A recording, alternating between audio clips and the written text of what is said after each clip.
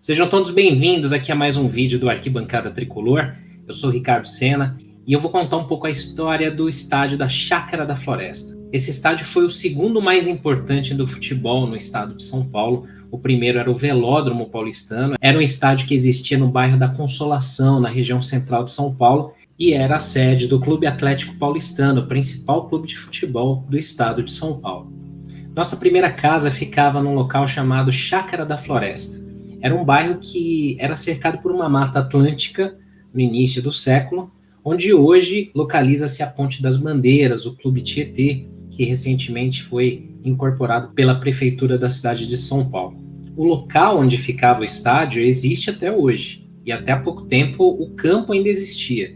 Recentemente esse local passou a ser administrado pela Prefeitura de São Paulo e foi construído ali um clube recreativo para os moradores da região. A Chácara da Floresta já existia no começo do século XX, quando o dono do local, um certo senhor Batista, alugou o local por R$50 mil à Società Canottieri Esperia, atualmente o Clube Esperia, que existe lá na região da Ponte das Bandeiras. E esse local era utilizado para a prática do remo, que era muito popular até então. O Rio Tietê era um local limpo, era navegável, e todas as principais atividades esportivas da região eram realizadas nesse local. Em 1903, o Clube Esperia teve que mudar a sua sede para o outro lado da margem do rio, porque essa chácara tinha sido comprada por um senhor chamado Alípio Borba, presidente do Clube de Regatas São Paulo, que não tem nada a ver com o São Paulo Futebol Clube até esse momento. Nessa época não existiu estádio, somente o bairro e esse terreno. O estádio veio a ser construído somente em 1906, a princípio por um Clube de Regatas São Paulo, que teve o final decretado em 1913, sendo adquirido pela Associação Atlética das Palmeiras. Aí a gente começa a entrar um pouco na história do São Paulo. A Associação Atlética das Palmeiras começou a remodelar esse estádio em 1915, e a capacidade ela foi expandida para 15 mil torcedores. Lembra que no começo do vídeo eu falei do Velódromo Paulistano. O Velódromo era um estádio localizado na região central de São Paulo e era utilizado pelo Clube Atlético Paulistano. E esse estádio foi o principal da cidade de São Paulo até mais ou menos 1915, quando surgiu esse estádio remodelado na Chácara da Floresta. Devido às obras de urbanização na região central de São Paulo, a prefeitura adquiriu o terreno do estádio do Velódromo Paulistano e ele foi demolido em 1915. Com a demolição do velódromo, a Associação Paulista de Esportes Atléticos transferiu as arquibancadas desse estádio para o recém-construído na Chácara da Floresta.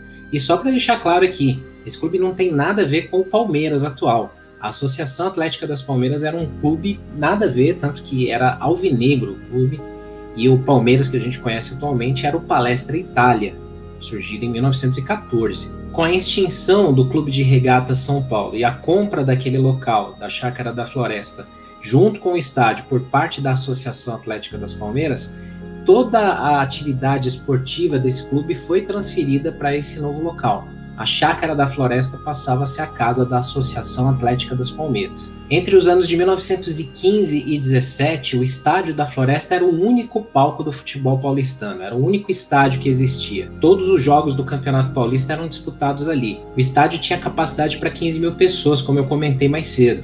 2 mil lugares eram cobertos. Os outros 13 mil usavam as arquibancadas do antigo velódromo e eram descobertos. Ali também eram realizados os confrontos entre as seleções paulistas e cariocas, que era muito comum na época, seleções de estado se enfrentarem em disputas de futebol.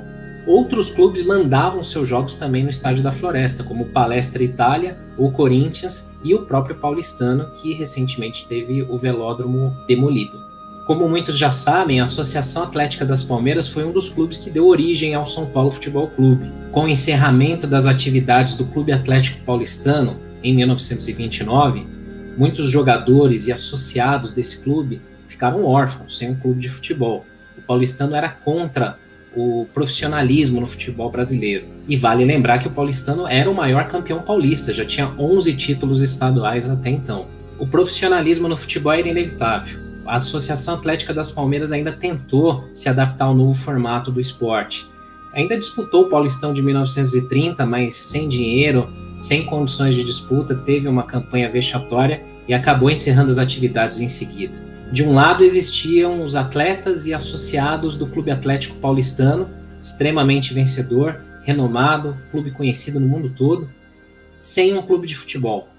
Do outro, a Associação Atlética das Palmeiras, com estádio amplamente utilizado por todos os clubes e sem um clube de futebol. Da junção desses dois clubes nasceu o São Paulo Futebol Clube, como todo mundo já sabe.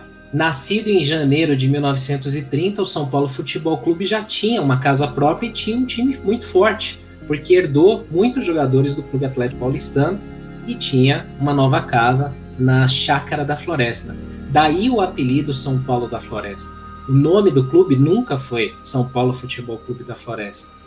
Floresta era apenas o apelido devido ao bairro, assim como hoje é o tricolor do Morumbi e como num passado não muito distante também era o tricolor do Canindé. Um clube que já nasceu grande, mostrava sua força também dentro de campo.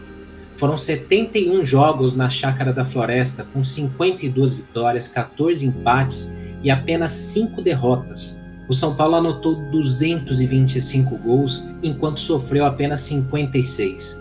O grande destaque era Arthur Friedenreich. No ano seguinte, em 1931, São Paulo conquistou seu primeiro título paulista.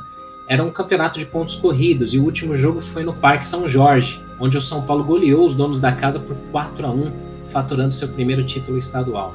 O São Paulo nasceu tão forte que já foi vice-campeão no primeiro ano em 30, campeão em 31 e vice-campeão em 32, 33 e 34. Um clube que já causava problemas para os mais antigos da cidade de São Paulo. Mais caçula, o mais jovem de todos, já disputando finais e ganhando títulos. Em 1935, devido a vários erros administrativos e de gestão, o São Paulo estava completamente endividado. Porém, o clube tinha propriedades e bens que poderiam quitar a dívida tranquilamente, inclusive jogadores do elenco que poderiam ser negociados e quitar o valor das dívidas. Mas o problema do São Paulo também era político, e esse problema político era maior que o econômico. Isso gerou uma fusão com outro clube da cidade de São Paulo, o Clube de Regatas Tietê. Esse clube adquiriu todo o patrimônio físico e passou a ser o dono do Estádio da Floresta. Até não muito tempo atrás o estádio ainda existia, só que bem diferente da versão original. Ele não era mais cercado pelo bosque, a Chácara da Floresta, mas sim já pela Marginal Tietê, pela Ponte das Bandeiras e pela Avenida Tiradentes. Os jornais e livros da época contavam que o estádio tinha um gramado de excelente qualidade, que as instalações, embora fossem muito modestas, eram muito confortáveis. Os jogos do São Paulo lotavam o campo, cabiam 15 mil pessoas e a torcida era grande e já barulhenta. O primeiro jogo noturno realizado na cidade de São Paulo com iluminação artificial foi na Chácara da Floresta. Em 28 de março de 1930, para comemorar a inauguração dessa iluminação, foi feito um jogo entre os segundos quadros do São Paulo e Corinthians, com uma goleada do São Paulo por 4-0, e um amistoso entre uma seleção paulista contra o Sportivo Buenos Aires da Argentina, que terminou com vitória dos paulistas por 8-1. O primeiro jogo da história do Campeonato Paulista realizado à noite também foi na nossa casa. No dia 17 de maio de 1930, São Paulo e Sírio empataram o jogo em 2-2. Na Chácara da Floresta, o São Paulo só perdeu uma vez para um rival. Em 1932, valendo pelo Campeonato Paulista, o São Paulo perdeu para o Palestra Itália por 3-2. Existe uma outra curiosidade também, que as bolas de futebol da época eram de couro e na cor marrom. Devido à dificuldade de localizar as bolas chutadas por fora do estádio na época, a história conta que um roupeiro do São Paulo decidiu pintar as bolas de futebol na cor branca para facilitar a localização das que eram chutadas no bosque da Chácara da Floresta. Anos depois, o futebol no mundo todo adotou a cor branca como padrão para as bolas de futebol. Depois da refundação do São Paulo em 1935, o São Paulo mandava seus jogos em um outro estádio no bairro da Moca, em São Paulo. Como é que isso aconteceu? Havia o Clube Atlético Estudantes Paulista, que mandava seus jogos num estádio chamado Antônio Alonso, também conhecido como Antártica Paulista, porque ficava muito próximo da fábrica da cervejaria Antártica no bairro da Moca. Ele tinha sido construído em 1920 pela empresa de cervejas para ser utilizado pelo time de futebol dos funcionários. Esse clube depois se fundiu com o Internacional em 1934 e daí surgiu o Clube Atlético Paulista, que acabou herdando esse campo. O Clube Atlético Paulista se fundiu com o Estudantes Paulista. Com toda aquela treta do São Paulo sendo vinculado ao Clube de Regatas Tietê e depois sendo refundado em 1935, aconteceu uma coisa muito curiosa. O Estudantes foi fazer uma excursão no Chile e no Peru Mas quando voltou, o empresário que agendou a excursão sumiu com todo o dinheiro e quase faliu o clube. Era uma equipe forte, chegou a ficar em quarto lugar no Campeonato Paulista de 1937. Eles chegaram a fazer uma partida pelo Campeonato Paulista de 38, mas não tinham nenhuma condição mais de manter a instituição. Foi quando os dirigentes do São Paulo Futebol Clube propuseram uma fusão com o Estudantes Paulista. E por muito pouco, o São Paulo Futebol Clube não teve esse nome, Clube Atlético Estudantes Paulista. Mais uma vez, o São Paulo conseguia aí uma casa em boas condições para mandar seus jogos. O bairro da Moca passou a ser a casa do São Paulo Futebol Clube até 1940, quando foi inaugurado o estádio do Pacaembu. Mas aí já é a história para outro vídeo. Se você gostou dessa história e quiser ver mais outras desse tipo, inscreva-se no canal, dê um like pra gente, comenta aqui embaixo o que você achou, quais histórias que você quer ouvir sobre o São Paulo, e a gente vai produzir esse vídeo para você.